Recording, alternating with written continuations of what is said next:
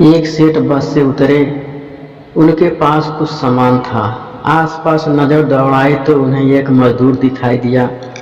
सेठ ने आवाज देकर उसे बुलाकर कहा, भाई, स्थान तक इस सामान को ले जाने के कितने पैसे लोगे?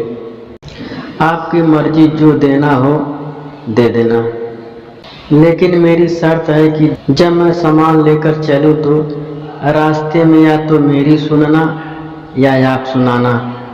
सेठ ने डांटकर उसे भगा दिया और किसी अन्य मजदूर को देखने लगे। लेकिन आज वैसा ही हुआ जैसे राम वन गमन के समय गंगा के किनारे केवल केवट की ही नाव थी। मजबूरी में सेठ ने उसी मजदूर को बुलाया। मजदूर दौड़कर आया और बोला, मेरी शर्त आपको मंजूर है? सेठ ने स्वभाव के कारण हाँ कर दी। सेठ का मकान लगभग 500 मीटर की दूरी पर था। मजदूर सामान उठाकर सेठ के साथ चल दिया और बोला, सेठ जी, आप कुछ सुनाओगे या मैं सुनाऊं? सेठ ने कह दिया कि तू ही सुना। मजदूर ने खुश होकर कहा, जो कुछ मैं बोलूं उसे ध्यान से सुनना। यह कहते हुए मजदूर पूरे रास्ते बोलता गया और दोनों मकान तक पहुंच गए। मजदूर ने बरामदे में सामान रख दिया। सेठ ने जो पैसे दिए ले लिए और सेठ से बोला, सेठ जी, मेरी बात आपने ध्यान से सुनी या नहीं? सेठ ने कहा, मैंने तेरी बात नहीं सुनी, मुझे तो अपना काम निकालना था। मजदूर बोला, सेठ जी, आपने जीवन की बहुत बड़ी गलती कर दी। कल ठीक 7 बजे आपकी मौत होने वाली है। सेठ को गुस्सा आया और बोली, तेरी बकवास बहुत सुन ली, जा रहा है या तेरी पिटाई करूं? मजदूर बोला, मारो या छोड़ दो, कल शाम को आपकी मौत होनी है।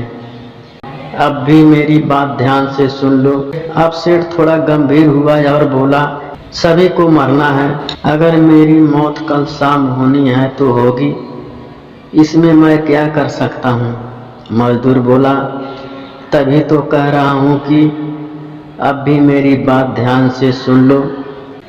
सेठ बोला, सुना, ध्यान देकर सुनूंगा। मरने के बाद आप ऊपर जाओगे तो आपसे यह पूछा जाएगा कि हे मनुष्य, पहले पाप का फल भोगेगे या पुण्य का? क्योंकि मनुष्य अपने जीवन में पाप पुण्य दोनों ही करता है।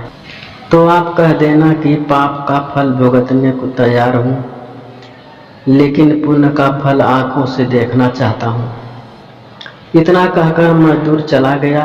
दूसरे दिन ठीक 7 बजे सेठ की मौत हो गई।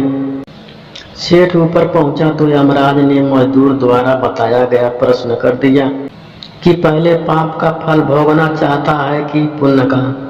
सेठ ने कहा, पाप का फल भुगतने को तैयार हूँ, लेकिन जो भी जीवन में मैंने पुण्य किया हो उसका फल आंखों से देखना चाहता हूँ। यमराज बोले, हमारे यहाँ ऐसी कोई व्यवस्था नहीं है, यहाँ तो दोनों का फल भुगताए जाते हैं। सेठ ने कहा कि फिर मुझसे पूछा क्यों? और पूछा है तो इसे पूरा करो। धरती पर तो न्याय होते देखा है, पर यहाँ पर भी अन्याय है। यमराज ने सोचा, बात तो यह सही कह रहा है, इससे पूछकर बड़े बुरे फंसे।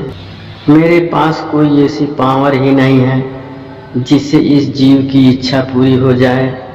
विवश होकर यमराज उस सेठ को ब्रह्मा जी के पास ले गए और पूरी बात बता दी। ब्रह्मा जी ने अपनी पोथी निकालकर सारे पन्ने पलट डाले, लेकिन उनको कानून की कोई ऐसी धारा या उपधारा नहीं मिली जिससे जीवन की इच्छा पूरी हो सके। ब्रह्मा भी विवश होकर यमराज और सेठ को साथ लेकर भगवान के पास पहुंचे और समस्या बताई। भगवान ने यमराज और ब्रह्मा से कहा, जाइए अपना अपना काम देखिए। दोनों चले गए। भगवान ने सेठ से कहा, अब बोलो, तुम क्या कहना चाहते हो?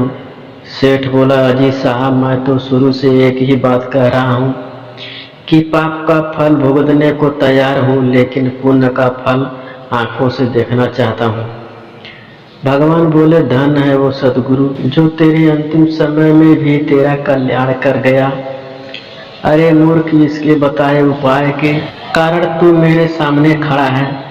अपनी आंखों से इससे और बड़ा पुण्य का फल क्या देखना चाहता है। मेरे दर्शन से तेरे सभी पाप भस्मीभूत हो गए। इसीलिए बचपन में हमको सिखाया जाता है कि गुरुजनों की बात ध्यान से सुननी चाहिए। पता नहीं कौन सी बात जीवन में कब काम आ जाए।